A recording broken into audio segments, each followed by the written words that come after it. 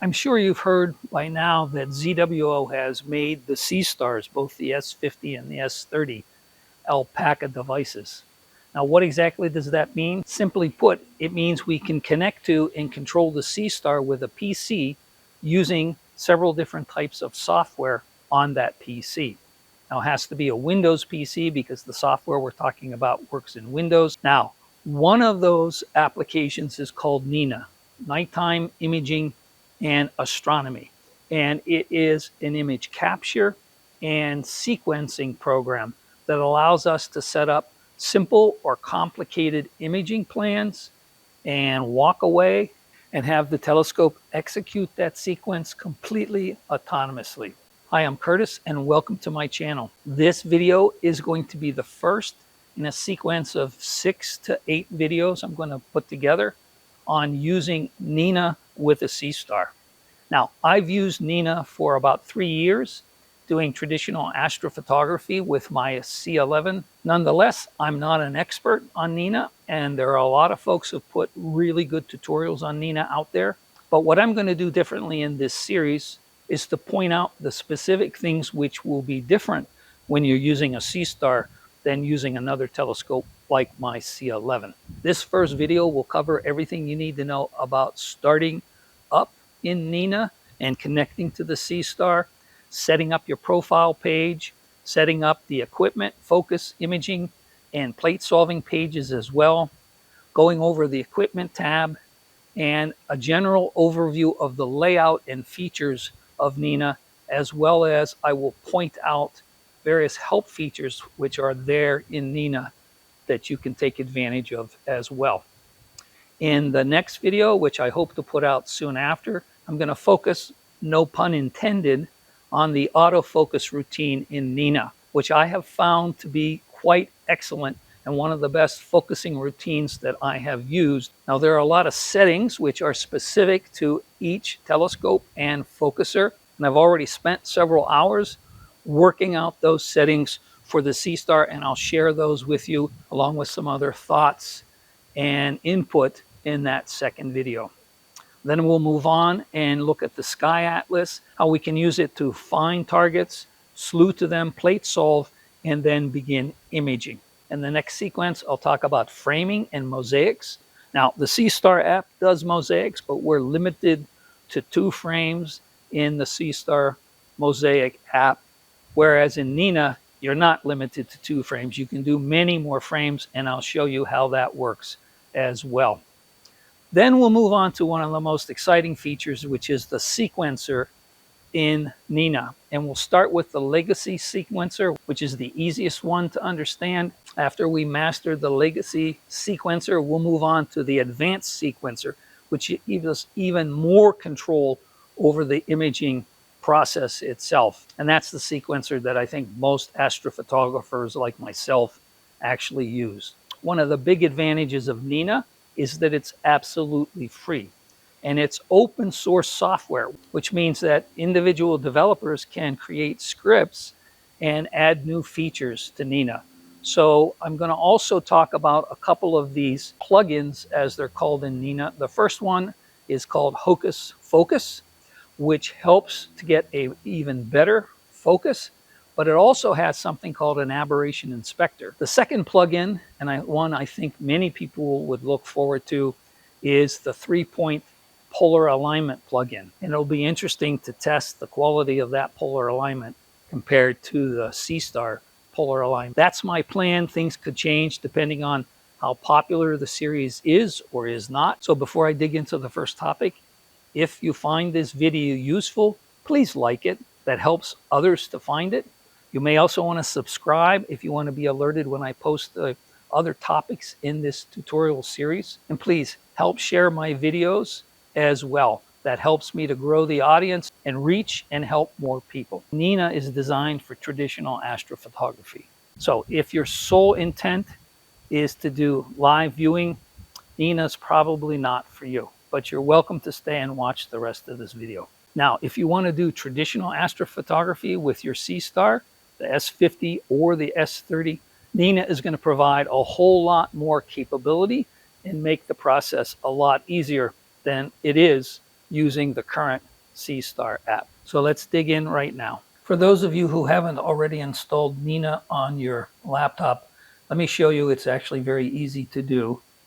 What you need to do is go to the website nighttime-imaging.edu. Go to the downloads. We're going to want the latest release, which is version 3.1 HF2. So this runs on Windows 10 or 11. Don't download the beta version. It's not yet ready for general release. You can download it, but it may have some bugs, so don't bother with that. It will download as a zip file. It's only supported on Windows 10 and 11 64-bit. You can run it on, I've run it on Windows 7. It's not recommended to be run on Windows 7. So then you'll double click. Then you'll double click on the executable in the download, and then you can hit the run, just like downloading any other software. You can read all of this stuff here. You have to agree to the license and install. And then N.I.N.A will install. Might take a little time to install. And that's all there is to it. There's one other piece of software that we're going to need, and that is a plate solver engine. If you don't already have it, we'll get to that when we get to plate solving. For now, just download the N.I.N.A software. Right, so now that we've downloaded N.I.N.A, we want to run it. And I'm going to use the default. So if this is a brand new download of N.I.N.A, you'll have a default. I want to go to this thing over here on the left column, second from the bottom in the center where it says options right here. And this will bring up the profiles page. So before I get into all this, let me just give a quick overview. So hitting the options over here brings up this column. So general is the profiles. Then we're going to have information about the equipment, the focuser. We don't have a dome. Information about how we want the files to be handled when we image. And then some key information for plate solving. So this is where you're going to start under options, general. These other things we'll get into shortly, and also in follow-on episodes of this N.I.N.A for Seestar imaging tutorial. So on options, general brings up the profile page. So the profile page is where you establish key information about the equipment that you have and your location. And you can also set the background color scheme. So let me just point that out first. You have all of these options for color schemes, and you'll probably pop up with something like this. I typically use my custom version, which is this.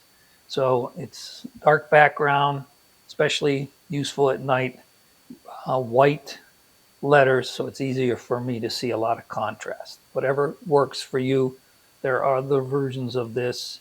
There's a dark one, so you see it's kind of a red light version of it.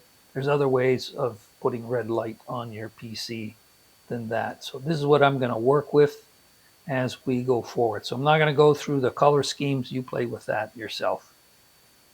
So here's the default. The default will show up. You won't have all of these. The default might look a little different than my default, but don't let that throw you. It doesn't matter because we're going to change that. What we're going to do is we're going to come in here and change the name. And we'll change the name to something like Seestar. And you can make it Seestar S50, S30. I'm going to just call it example so it doesn't interfere with my other ones. And you can also give it a location. So it could be home, if you want it to be home. It could be the lake. It could be dark site number 1. For me, you'll see over here I have GSSP for Golden State Star Party. That's the annual California Star Party in northeastern California, Aden, California. There's the Nightfall, which is down in Borrego Springs in October, November. There's Lake San Antonio, and that's called CalStar. and then I have home. And you'll see I have different equipment. I have my MX mount, my ASI 1600, and then I have my Celestron C11 at f7. I have my C11 at f2, and this is with the ASI 2600 color camera. And I just recently set up the Seestar S50 for home and also for Golden State Star Party. I can do it for the CalStar, Lake San Antonio. You can do it for anything.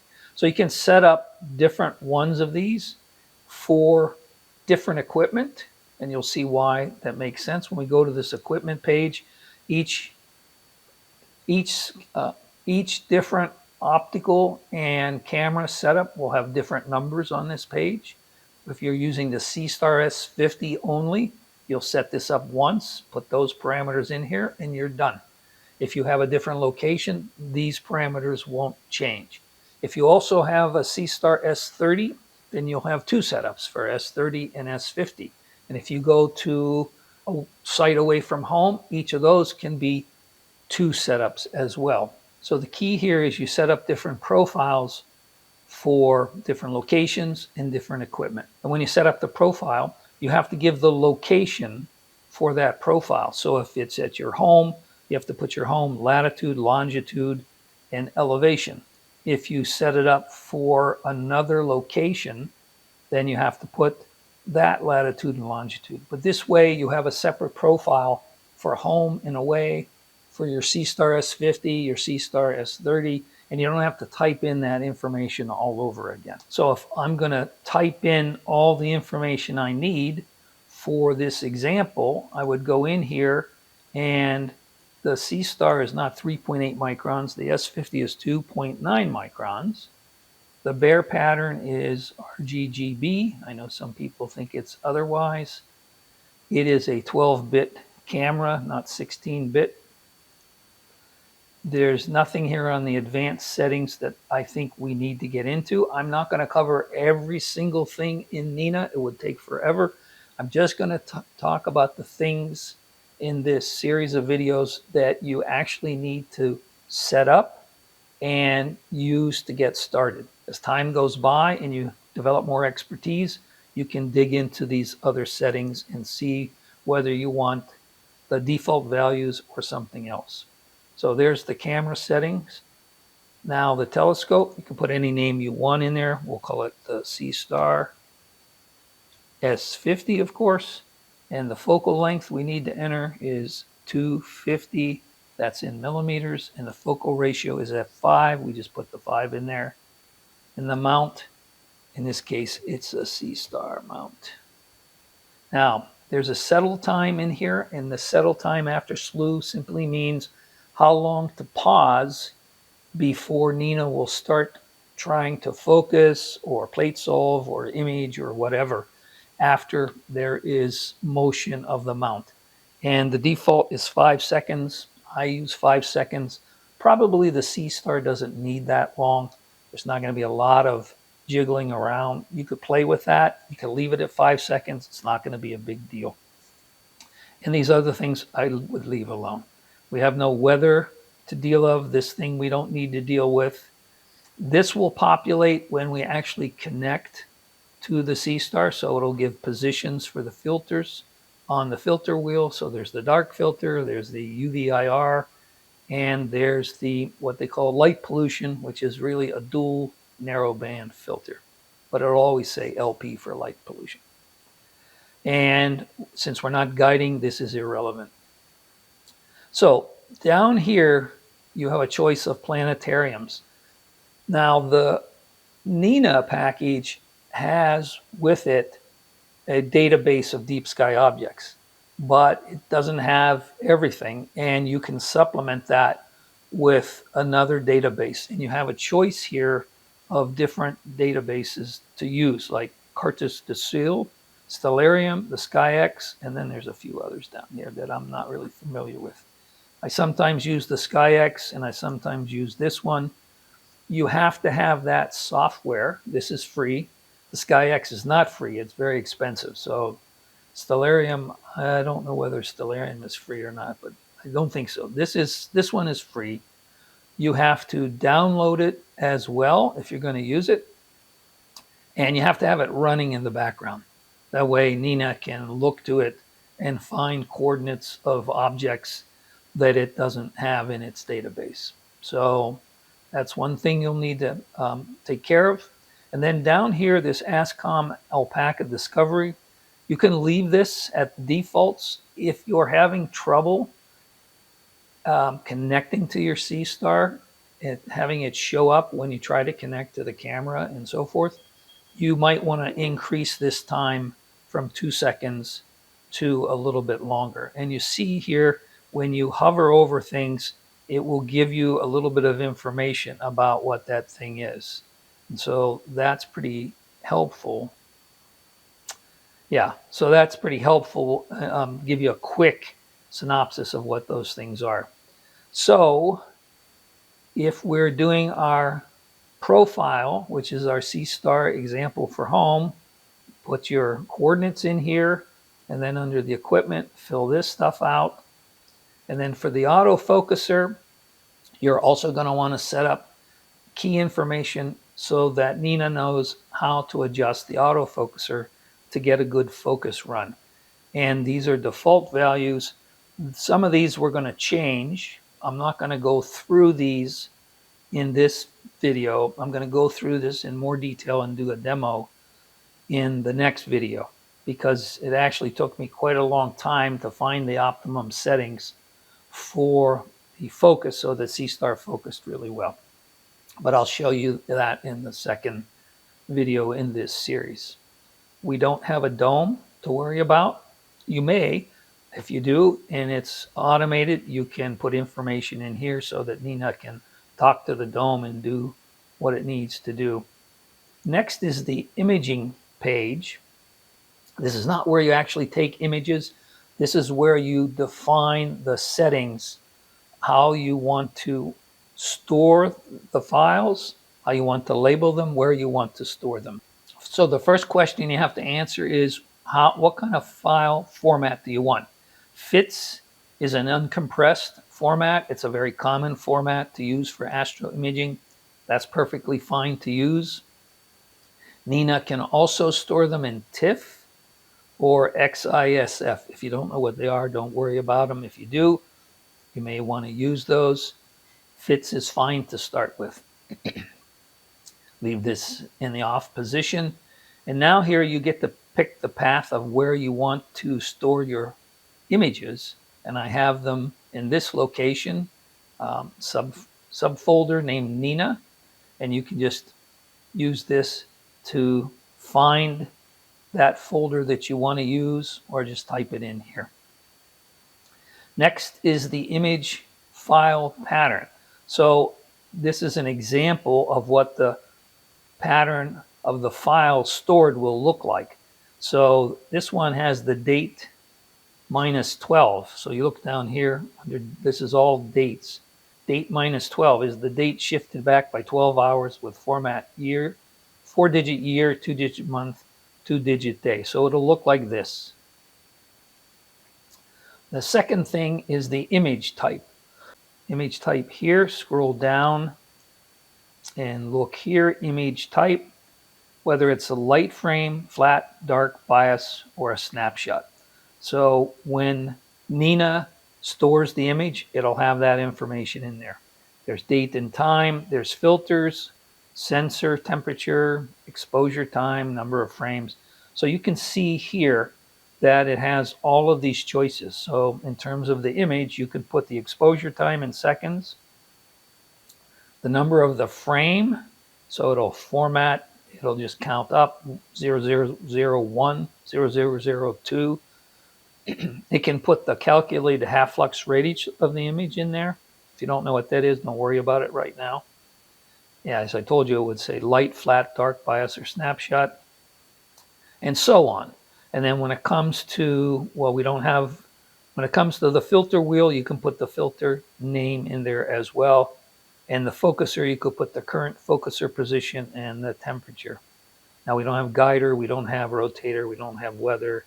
And then you can put the telescope name, but I'm not sure why you would want to do that. You know, it's a Seestar.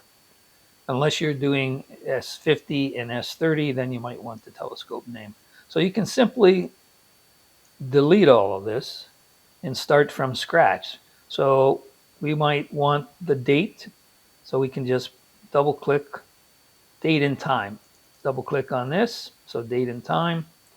Then we want the camera, um, maybe the camera gain and the camera temperature. And then the exposure time and the type of file. And you could do this in different order. And then maybe the filter name. Okay, and then we would have the files stored with this sequence as part of the file name. And so it gives you a lot of options. You don't want to make it too long. It's hard to read. Now over here we have meridian flip settings. Seestar doesn't do a meridian flip. It doesn't need to do a meridian flip. That's a nice thing about it. So you can ignore all of this. Under image options, we're going to leave all these settings as they are. We're going to have it debair the image, and the half flux radius is going to be based on the debaired image as well. And don't worry about what all the rest of these mean for right now. So just leave those as is.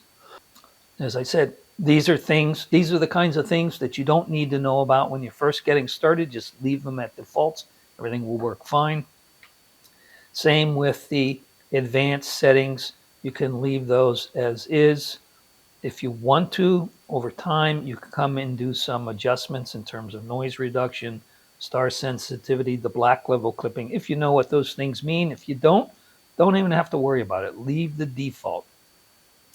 And then here are also options for where you're going to store things like sequence files, which we'll get into later, templates, target folders, and so forth. Now, another nice thing to point out is you see this little book icon here, and here. If you tap on that, it will pull up information here that will help you with quick explanations of what all of these things are and some guides. So it can give you lots more information than I'm going to do in this short video. And then you just click on the background to get rid of it. In the lower left-hand corner, if you look at the book here, this will actually bring up the N.I.N.A guide. It'll give an overview of each of these different tabs, and it'll have some explanation about each of them. So that's really down here with this book, gives you even more information. And last is the layout. We're going to just leave this alone for now, not worry about it. Next in the sequence is plate solving. And so just like the Seestar does automatically, N.I.N.A will plate solve. It'll plate solve so it can center the object. You can actually have it plate solve during a sequence of images. So let's say you're taking 100 frames. And we know the Seestar is going to drift a little bit, even if you polar align it the best you can. You can have N.I.N.A plate solve every so often and recenter, so it takes out some of that drift. Now, N.I.N.A does not have a plate solving engine itself. It needs to locate one, and that has to also be on your PC. So the most commonly used one is ASTAP. I'll show you where to locate that in a moment. But there are several other choices in here. So there's All Sky Plate Solver. I've used that. There's the SkyX Image Link. I've used that. But ASTP seems to be one of the best that there is. It tends to be pretty successful at plate solving the vast majority of time. And then if you don't know what blind solver is, don't worry about it. That will also be, you can set that to something else. I have it both at ASTAP. And then use blind solver for, so leave this alone. So if you don't have ASTP in here, you should download ASTP, make sure it's selected here. Now, these are the settings for the images that it'll take when it's doing plate solving. This is the exposure time, It's using the current filter. The binning is 1. There's no gain set here. It'll just default to whatever the gain in the camera is. And then you can set the tolerance in how far off it can be. So you can tighten this or make this wider. It's set at 1 arc minute. It's also set for a rotation tolerance. And here it's 1 degree. We can't adjust the rotation. We don't have a rotator, so that won't make any difference. And this is the number of attempts it'll make if it fails. So the default that comes when you download N.I.N.A is 10. That seems like a little too many to me. And the delay between attempts would be 2 minutes. But consider that you're away from the setup, you're imaging overnight, and a bank of clouds goes overhead.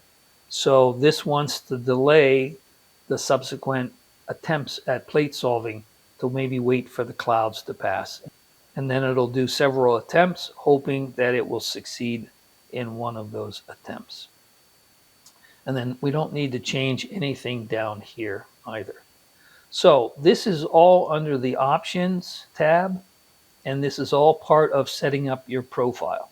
So there's the profile. Now, the one thing I don't like, there's not a save button here. So this profile will be saved. It's just not clear that it's being saved. So for instance, let me load up this this one here, my C11 on the ASI 16 or the 1600 camera. And so I selected it, hard to see, and then I hit the load profile, and you see it moves up to the top. There's that profile. We'll go into the equipment, and you see a different pixel size. That's a 16-bit camera. I have this set at auto, not sure why. Celestron C11 at f2, and there's the focal length 559. And the settle time is the same. This is the same. I haven't changed any of this. The autofocuser settings. Here are the autofocuser settings that work for me with that particular focuser, which is a Celestron motorized focuser on an 11-inch SCT from Celestron. And then the plate solving, you see this hasn't changed. And then the imaging tab, it's pretty much the same. So back to this, and then we can do another one here and see the coordinates here for Golden State Star Party, the latitude, longitude. So this is west, and there's the site elevation. And then take this one here, Lake San Antonio, load that profile. And that one has a red background for night because I'm at that star party, I'm right next to people. I don't have a choice. And then I go to the equipment, and this is the Celestron C11 at f7. So there's the focal length there. Haven't changed any of these other settings. Back to the example, and there we are. We're back to our Seestar example at home. So as I said, you can make multiple profiles. You just have to load things once. If the equipment is the same, it's just a location change, you can do the copy. So you would just go in here and say copy. This is the copy tab. You see a copy here.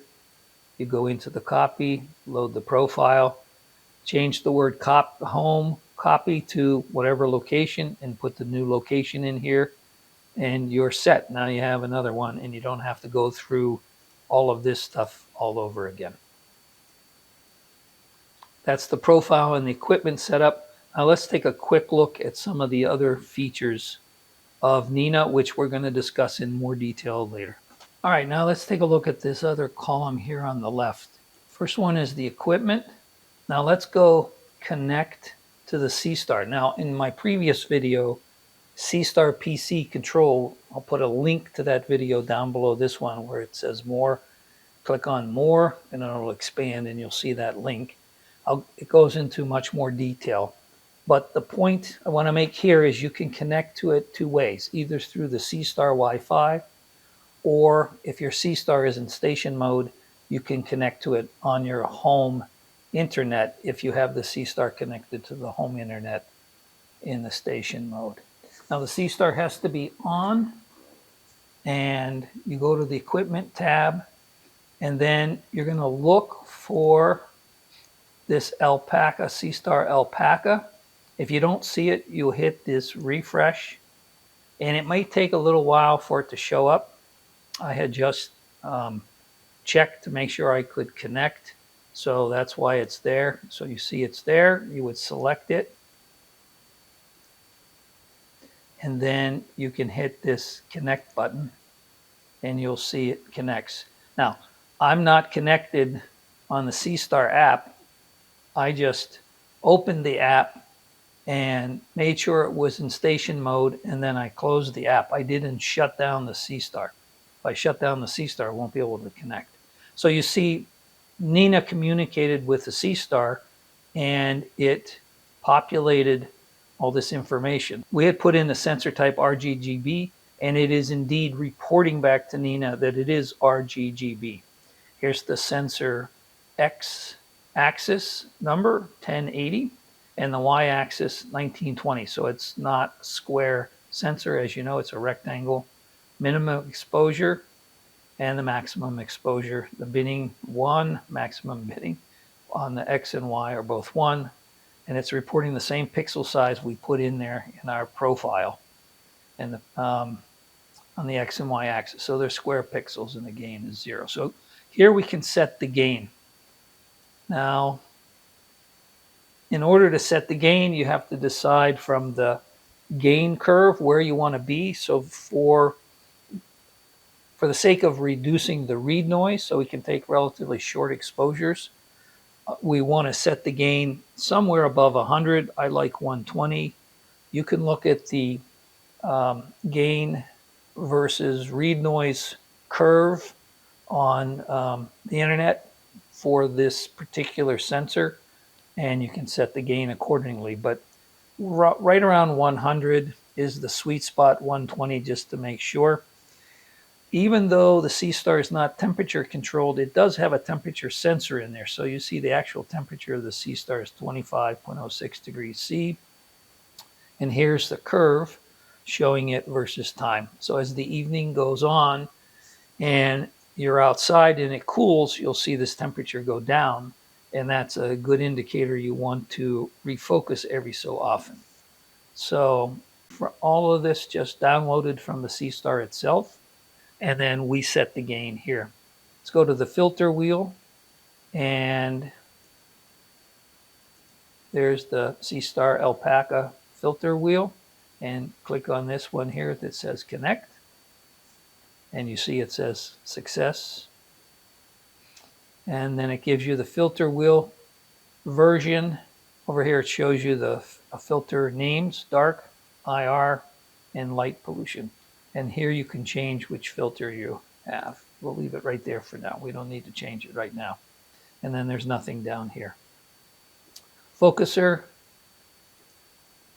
and there's the alpaca, and we will connect. So if it wasn't there, you can just hit this button, scan for devices, and it'll show up. And if sometimes it can take a little bit of time for it to connect and show up. And sometimes I notice the filter wheel is kind of one of the slowest ones to report back to N.I.N.A that it's there. Just be patient. And if you're not getting any connection, you can go back into that options in the profile under the equipment. You can go to this discovery duration and let it be a little longer than 2 seconds if you're having consistent trouble. So here we are in the focuser. Let's connect to the focuser. Sorry, the focuser is already connected, and you can see the maximum step and the current position 1576, and also reporting the temperature as well. So we can actually move the focuser here by a small amount, which is half the autofocus step size, or we can move it by a large amount, which is 5 times the autofocus step size.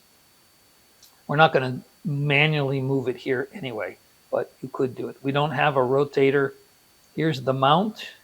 Let's connect this. This has some more interesting Oops, sorry. We have to hit the select the alpaca, and then okay. So this has a couple of things here. So you see it downloaded the information about the scope, the driver version, what the epic is, J.N.A. If you don't know what that is, don't worry. It's just how the coordinate system works, and the site elevation, the location.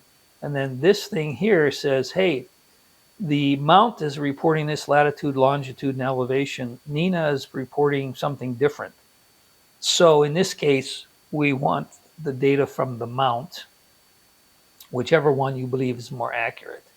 And so it'll take that data from the mount, and then it'll finish. And now we have control over the mount. And you can set the tracking rate here to sidereal, lunar, solar, or stop. So let's do sidereal.